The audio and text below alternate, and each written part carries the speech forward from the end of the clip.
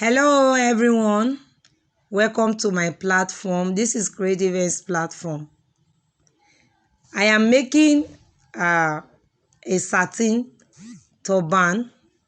It's a very fast one, and I would like to just make this statement that the method I am using now is not the only method that can be used to achieve this style. So this is just the way I think it, and this is the way I do it. So right now I'm starting with the turban cap itself. As I'm doing the video, I'll be giving some kind of explanations which I believe will be necessary. So please, I will want you to pay attention if you are really interested in these tutorials. So for a start, I am taking a measurement of 30 inches and I'm cutting it out the way you are seeing now. So I want to make the cap with this particular 30 inches. So after I made these tutorials, or after I made this video, I find out that if you like satin of choice, you can increase it above that 30, but I actually worked with 30. So right away I'll be pleating the satin the way you see me fold it now. I'll be pleating. So in my pleat, I might just be working with about let me say 4 or 5 pleats, because the back need to be covered. So because of that, I'll really need to give some kind of length for the back. So I'll just be doing 4 pleats, as the case may be, to enable me have the extra I need at the back. So right now I'll take it to my machine and sew it. So this is how it will look after sewing it with my machine. So this is how it will look after sewing it. So this is the pleat. So the next thing I'll do now is for me to just fold out the shape of the cap, and then I'll take the measurement for the cap that I need. So normal head size is 22. Try anybody's head. If it's bigger than 22, just say 23. So normally I work with that 22. Is that okay? So I measured 11 inches there, and then after which I will curve it. So now, to know the part or the length with which you should curve, you can just take a measurement of 14 inches from the 14 inches from the pleat. Is that okay? 14 inches from the pleat will give you a depth, a reasonable depth that will be convenient. Is that okay? All right, so what I'm doing next is that after drawing this part out, that's I'm just creating the shape of the turban. Then this part that you see me leave now I'm not going to cut it out. I'm not going to cut the pleated part out, but I will cut the other part of it out. That is the marked side, except the pleat. Okay, the reason I'm leaving the pleat, in case you are worried about that, is because I want to use it to attach a loop and hook, or hook and loop, sorry. So I'll be attaching the hook and loop to that particular part. As I proceed with the video and as you watch carefully, I believe that you will understand perfectly what I'm doing. So when I finish trimming this part out now, when I finish trimming this part out, you can now see that I have this part that has the pleat SS. Yes, so I'm going to be attaching my hook and loop to that part, and then it will help me to be able to close it or glue it together, anyhow you want to say it. So right now this is how it will look. So for me to get a good finishing for what I'm doing now, I will need to weave it. So I'll be using the interlock machine to weave it through. So right now I am done weaving both the pleated part and the part that I trimmed. Is that okay? So now I'm just using my loose stitches straight away. You can first of all sew it. You can sew it. You can use your machine to first of all close it up before using the loose stitches. But for me, I'm just using the loose stitches straight away. It will not lose. It will be perfect when I'm done with it. So as I use the loose stitches now, I'll get to a point where I will stop, just say 2 inches away from the 2 inches away from the pleat. Is that okay? From the belt. I'll just stop 2 inches away from the belt. It will enable it to open freely, and also it will enable it to enter into the head and sit properly. Because if you close completely, you might find it difficult to like pass it through the head. So I always advise that you give a little bit of that distance for you to like be able to wear it on your head. Is that okay? All right, so right now this is how the cap is. Again, I said this is not the only way to achieve the style. It is just a way I thought of, and when I made mine, it was perfect, so I felt I should bring it to you.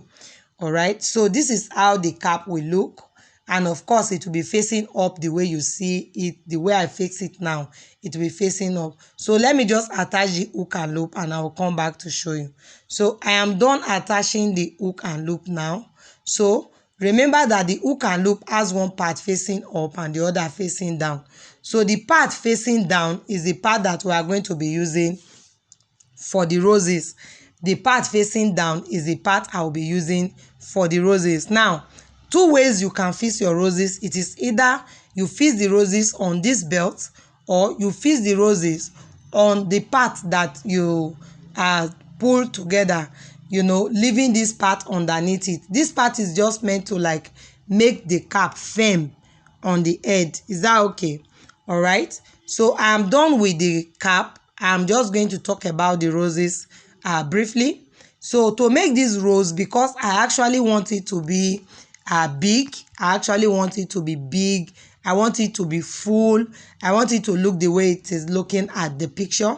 So because of that, I'm using a very long length for this rose. So I'll be using about 114 inches as my length. Is that okay? Because I have about 57 and I joined it together to enable me get that. And then the width, which is the wideness, is about 15 inches. So if you are going to make yours and you just feel that you feel that my own roses is too big, it's not a problem. You can make your own width to just be like 10 inches. It will be perfect. Or you can make your own width to be like 12 inches. It will still be perfect. But just because I want it to be a little bit big, so I used 15 or 14. Is that okay? Okay, so I just gave it a little slant to enable me, give me access to properly fold my roses. So if you do not make this slant, it's not a problem at all. If you do not create this slant, it's not a problem at all. But if you can, I will advise that you create the slant. It gives an edge for you, like it makes the roses to come out better. So right away, you can just see what I'm doing. Is the style is unique, but it's very simple to make. What I'm doing right away is just like creating the roses using the loose stitches to pull this material together. Remember I said the length of the material is 114 inches. Of course, it's quite long. So I will be expecting to get a good size of roses from it. So that's just what I thought of doing. You can make your own short if you do not want it that long, but I still want to advise that please, if you want no matter how small you are making your roses, I find out that the more the roses, the more the length, the more beautiful the roses will look. So I advise that please just use a good length. If you are not going to use 114 inches, at least 100 or maybe 90, you understand, something long. The smallest I will advise you use is 70 inches. Is that okay? All right, so I'm done pulling together. The next thing I'm doing is just like folding it to form my roses. I'm folding it. Okay, so to wrap the roses out, you can just use your hot glue if you so desire, or you can use your needle and thread to fix it. For me, I'm using my needle and thread. I find out that most times when I use hot glue to like make some of these roses, it becomes difficult when you want to pass your needle and thread through it. So Because of that, I always like, if it's possible for me to work with needle and thread, I usually prefer it, but if not, I can do hot glue. All right, so I do hope you are enjoying these tutorials, and I do hope that you are following what I am doing. If today is your first time stopping by my channel, I really celebrate you. Thank you for stopping by. Love you, love you, love you. And please do not forget to subscribe before leaving, and also don't forget to hit on that notification bell.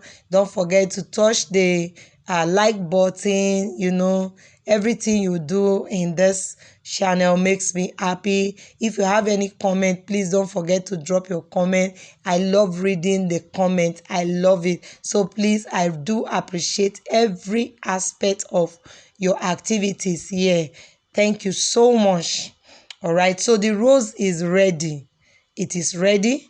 You can see how it's looking. You can see how beautiful it's looking. All right, so here is the deal. I want to fix the rose, and for me to fix the rose, I'll be fixing it on top of this belt, the one you see on my hand there. This will enable this cap to open, and nothing will hinder it. You understand? So whenever I just belt it, the rose will be in place. So I'm fixing it, attaching it to that very hook and loop, the one facing down. Don't place it on the one facing up, please. The one facing down. Any one facing down is what you should use to fix the roses. All right, so this is just all for the tutorials. I do hope you love it.